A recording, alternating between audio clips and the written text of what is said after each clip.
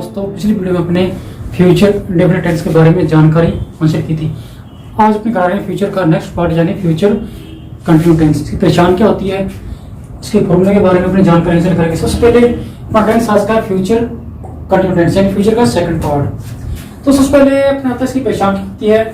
जिन वाक्यों के अंत में रहा होगा, रही होगी, रहे होंगे, हुआ होगा, हुई होगी, हुए होंगे आदि शब्द आए तथा भविष्य काल में कार्य का लगातार होना पाया जाए, वहां पर क्या है फ्यूचर कंटिन्यू टेंस का यूज किया जाता है। ठीक है, एक तो बाकी के अंत में क्या है, रहा होगा, रही होगी, रहे होंगे या हुआ होगा, हुई होगी, हुए होंगे। ये कंडीशन एक क्या है, कार्य का लगातार पाया जाए वो भी भविष्य काल में, तो हम क्या अपने फ्यूचर कंटिन्यू टेंस का इस्तेमाल करते हैं। रूल इसके अंदर देखो, वही यदि वाक्य का कर्ता आई या बी है, ठीक है, यदि वाक्य का आई और बी है तो अपने क्या है शैल बी का यूज करेंगे और अन्य सभी कर्ताओं के साथ अपने क्या है विल बी का यूज करेंगे। ठीक है, मतलब आई और बी को छोड़ के जो ने करता है, जो ही, सीट है, दे है या कोई नेम है, कोई नाउन आ जाए, ठीक है, प्रोनाउन आ जाए, तो अपने उस कंडीशन में क्या अपने विल भी यूज करें। लेकिन जो आई और बी जो ये प्रोनाउन है अब ये आते हैं अपने क्या हेल्पिंग वर्ब क्या है शैल बी का यूज करेंगे। ठीक है, रूल आपको समझा के होंगे। अब हम बात करते हैं इसके फॉर्मूले की। सबसे पहले आता अपना सिंपल वाक्य के लिए फॉर्मूला यानी सिंपल सेंटेंस के लिए। तो सबसे पहले आप लगाएंगे सब्जेक्ट, जो कि आप सभी लगाते हो सिंपल सेंटेंस फिर लगेगा। उसके बाद अपने वही हैव और विल बी और शैल बी का यूज करोगे। उसके बाद B1 उसमें आई जोड़ोगे क्योंकि इसके अंदर क्या कार्य का लगातार होना पड़ जाता है। फिर ऑब्जेक्ट आएगा, उसके बाद एडवर्ब या जो भी चीजें हो जाती है। तो मेरा फर्स्ट आती है मैं कल जयपुर से आ रहा हूँगा। ठीक है, सबसे पहले अपने आ रहा हूँगा, ठीक है, अपनी चीज मिल भी, ठीक है। उसके बाद अपने देखो कल मतलब आने वाला कल, ठीक है, तो वो पता लगेगा टेंस कौन सा है, फ्यूचर कंटिन्यू है। सबसे पहले मैं के लिए अपने आई लगाते हैं, पता ही आपको दोनों से, ठीक है। और आई के लिए मैंने बोला कि जो हेल्पिंग वर्ब वो शैल बी यूज करोगे, यानी अपने ये वाला चुनेंगे शैल बी, अपने क्या शैल बी लगाते हैं, कोई दिक्कत वाली बात नहीं है।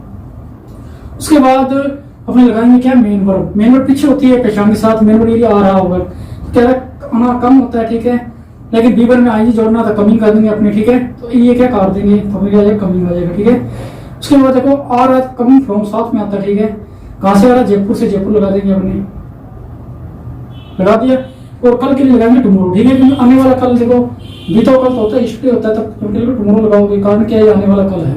ठीक है, तो वाक्य को बनेगा मैं I shall be coming from Jaipur tomorrow, यानी मैं कल जयपुर से आ रहा हूँ। नॉर्मल सी बात, सबसे पहले मैंने लगाया सब्जेक्ट आई लगा दिया, हेल्प वर्ब देखो आई और बी के साथ शैल बी यूज करते हैं, मैंने यूज कर दी, फिर मैंने लगा दी इसके अंदर क्या है मेन वर्ब लगा दी, उसमें आई जोड़ दिया।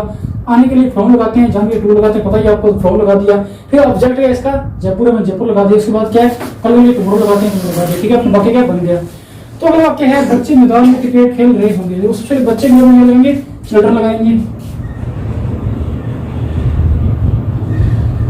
इसका विल बी, कारण क्या है अपने आई और बी के साथ शैल बी लगाते हैं, इसके लगाएंगे विल बी लगाएंगे। फिर देखो खेल होता है प्ले, प्ले लगा देंगे, नॉर्मल सी बात है। और मेन वर्ब आई जोड़ना जोड़ देंगे प्ले। फिर ऑब्जेक्ट क्या है क्रिकेट, क्या खेल रहे क्रिकेट, तो क्रिकेट लगा देंगे। फिर आपका मैदान में तो इन द ग्राउंड, ठीक है, इन द ग्राउंड आगे आपका children will be play cricket in the ground. ठीक है, सबसे पहले मैंने लगाया सब्जेक्ट लगाया, फिर मैंने लगाया हेल्पिंग वर्ब, फिर लगाया मेन वर्ब आई जोड़ा, ठीक है, फिर लगाया ऑब्जेक्ट, उसका जो चीज बचती है, ठीक है ना, एडवर्ब में वो चीज बची है वो मैंने यहाँ पर लगा दी। तो इसके बाद में क्या है children will be playing cricket in the ground. आपका ये क्या सिंपल वाला सेंटेंस बनाने का तरीका आपको समझ आ गया, ठीक है ना। नॉर्मल सी बात अपने फॉर्मूला याद करना है, और जैसे मैंने करके दिया वैसे क्या अपने फॉर्मूले के अकॉर्डिंग क्या अपने जो चीज आती है वो क्या भरते जाना। जैसे मान लो इसमें सब्जेक्ट पर लगाना, सब्जेक्ट लगाना, उसके बाद हेल्पिंग लगाएंगे, उसके बाद B1 लगाएंगे, उसके बाद आपने क्या फॉर्मूला को यूज करना और इसको लिखते जाना। अगला सेंटेंस आपका नेगेटिव सेंटेंस है, नकारात्मक, बस थोड़ा सा अंतर है। तो उसमें सब्जेक्ट है, फिर देखो विल बी नोट लगाएंगे, विल नोट भी लगाएंगे, बीच में नोट लगाएंगे, ठीक है ना। तो अगर विल बी नोट लगाते तो गलत होगा, विल बी नोट और शैल बी नोट आएगा, फिर B1 आई आईएनजी और ऑब्जेक्ट, फिर आने को एडवर्ब है वो आ जाएगी। ठीक है, नॉर्मल सी बात है। तो अब वाक्य है रानी एक पार्ट याद नहीं कर रही होगी, नेगेटिव बनाना है तो मैंने नहीं डाल दिया। तो रानी का जो नाम है प्रॉपर, ठीक है ना, प्रॉपर नाउन है, रानी का रानी आ जाएगा, क्या दिक्कत है।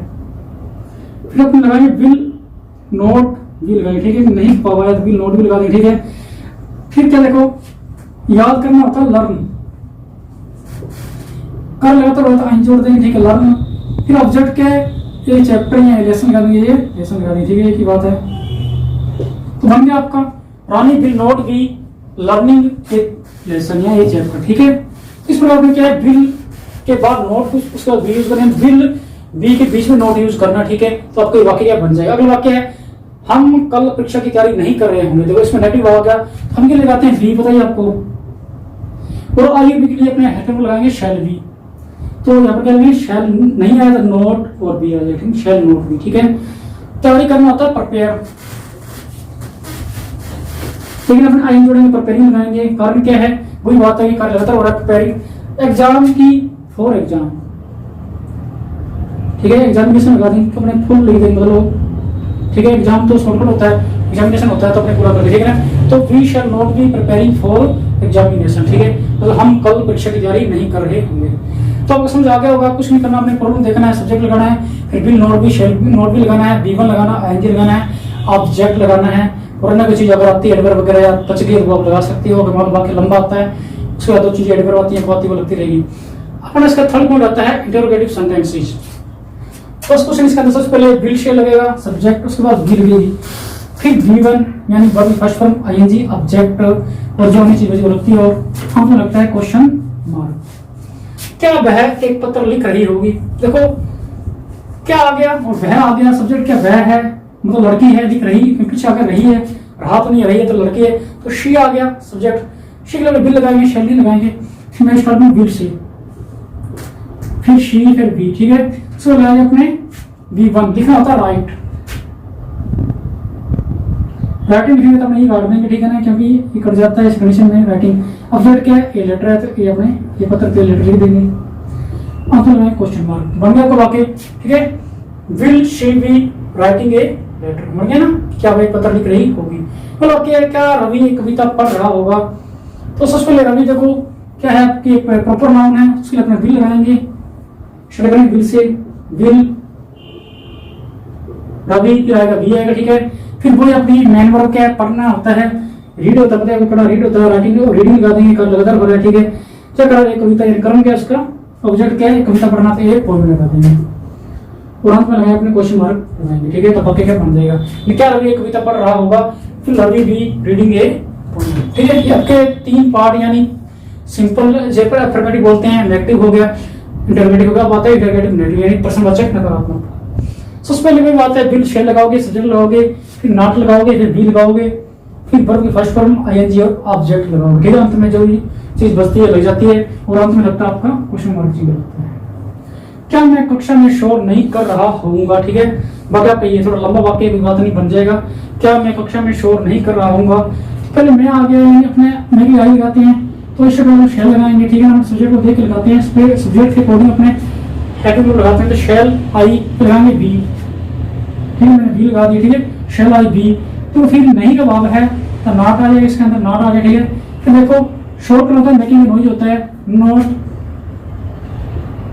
मेकिंग ए नॉइज, ठीक है, आ गया, ठीक है। फिर की कक्षा में इन द क्लास, अपना क्वेश्चन बने ना आपको, क्या मैं कक्षा में शोर नहीं कर रहा होऊंगा, shall I be not making noise in the class, ठीक है। कोई बात है, सबसे पहले मैंने देखा कि इसका सब्जेक्ट आई है, मैंने हेडिंग में क्या क्या किया, शैल लगा दिया, फिर बी लगा दिया रूल के अकॉर्डिंग, ठीक है। फिर मैंने लगाया नॉट लगा दिया, ठीक है। उसके बाद देखो फिर बी यहाँ पर आएगा, शैल आई, ठीक है, नोट बी, ठीक है, रूल के अकॉर्डिंग। देखो सब्जेक्ट के बाद नोट आएगा, नोट लगाई मैंने, फिर बी लगा दी, फिर बी यहाँ पर आएगा, फिर बी बोल क्या इसका मेकिंग ए नॉइज है, मेक ए नॉइज है, मेकिंग ए नॉइज कर दिया, ठीक है, आई जोड़ दिया, फिर मैंने लगाया ऑब्जेक्ट लगा दिया, ठीक है, ये नॉइज हो गया, ठीक है। उसके बाद क्या जो बचा था कक्षा में इन द क्लास लगा दिया, तब वाक्य आप पढ़िए, शैल not be making a noise in the class. अगला वाक्य आपका है, देखो क्या रवि पाठ लिख रहा होगा, क्या रवि पाठ नहीं लिख रहा होगा। तो रवि के लिए देखो बी लगता है तो बी लगा दिया मैंने, कुछ थोड़ी बात नहीं देखे, रवि के लिए मैंने रवि लगा दिया, ठीक है, ठीक है, रवि लगा। उसके बाद मैंने देखा कि नॉट आएगा, मैंने नॉट लगा दिया, फिर लगाया मैंने बी लगा दिया, ठीक है, रूल के अकॉर्डिंग। फिर देखो लिखना होता है राइट, अब करते हैं राइटिंग। कारण क्या है कि मेन वर्ड में अपना आई जोड़ेंगे, तो राइट का ये काट देते हैं, अगर एक्सप्लेनेशन में ये कट जाता है जब आई जोड़ते हैं, ठीक है ना, राइटिंग आ जाएगा, ठीक है। तो पार्ट हो गया द लेसन या ए लेसन कर दो, एक ही बात है, द लगा दो, कोई दिक्कत वाली बात नहीं, ठीक है, लेसन कर देंगे, एक लेसन लिखा। तो will Ravi not be writing a lesson, क्या रवि एक पार्ट नहीं लिख रहा होगा। इस प्रकार मैंने आपको चारों रूल से करा दिए, ठीक है ना। तो अब इसको ढंग से समझ लेना, ठीक है। इसके रूल क्या होते हैं, फॉर्मूले याद करना, और पहचान याद करना बाकी लंबा चौड़ा काम नहीं है। अगर आपको फॉर्मूले याद है, पहचान याद है, तो आप आराम से क्या हिंदी से इंग्लिश ट्रांसलेशन कर सकते हो। और वीडियो अच्छी लगे तो लाइक करना, शेयर करना और चैनल को सब्सक्राइब करना।